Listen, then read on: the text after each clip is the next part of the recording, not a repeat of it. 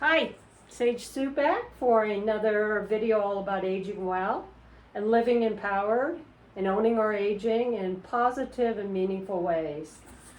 This is perfect today. Seems so I'm really in sync with things at the moment, and maybe, I'm going to go for it. Today I wanted to start talking about the compass that I showed you a few weeks ago, the Living Empowered for Life compass that I created back in 2011, 2012. But now I want to really zero on each compass point and talk about how we can really make the most, leverage these focus points for us as we go out through the aging and life cycle experience. Today we're going to talk about right-sizing our lifestyle, which I'm going to talk about for several weeks because it's a pretty big topic. The topic I'm going to talk about today is one I didn't even think about when I created this. I was more focused on some of the other aspects of lifestyle right-sizing. But the one I'm in the midst of, and I am fully in the midst of it right now, is resetting my lifestyle, resetting the rhythm and structure of my life. The reason for this is one of those big seasonal changes. Remember, live the seasons, embrace the change? Well, that's a big change that came in for me a couple weeks ago when I found out that the company I was working for had to restructure several positions for financial reasons, and mine was one of the ones that was cut. Not my plan to kind of shift into what I'm calling semi-retirement yet, but the opportunity was too big to pass up. So that's where I am today. I'm not fully retired, and maybe won't be for a long, long time, but I am shifting away from putting work as one of my key primary focuses for each week of my existence, basically. And that means resetting that rhythm. I've been so used to that structure. I'm a single woman, I've worked all my life.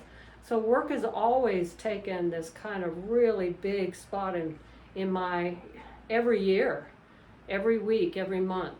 So now I get a shift away from that, bring in more fun. Luckily, a lot of my friends are already there, so they have time to get together and have fun. Moving away to different opportunities for exercise. I just got back from a yoga gold class, which is yoga for agers like me.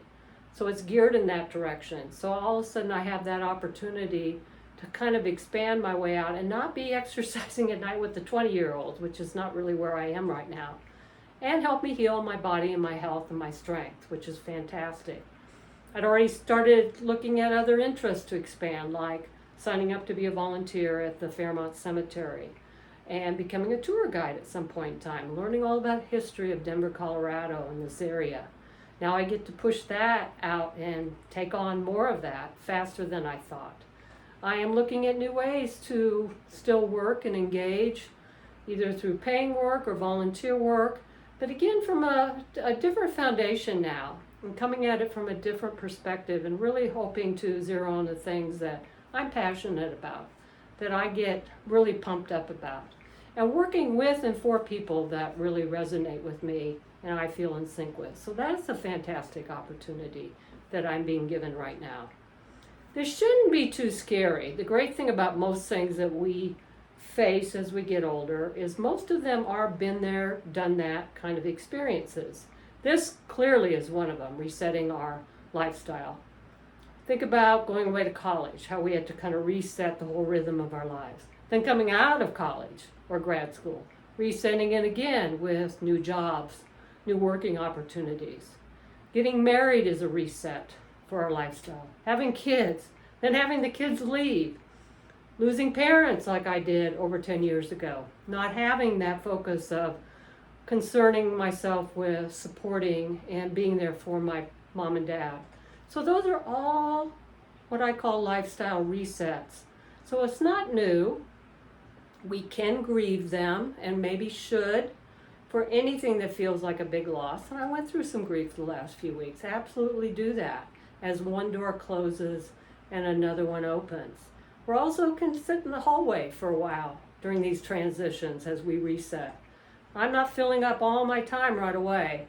I'm kind of feeling my way forward to what feels right for me now. And that's the best part about doing a reset, is really zeroing in on what we can do for ourselves and what's right for ourselves now. Also, none of these things are one and done. We will constantly go through shifts, especially with a lot of these big focus points.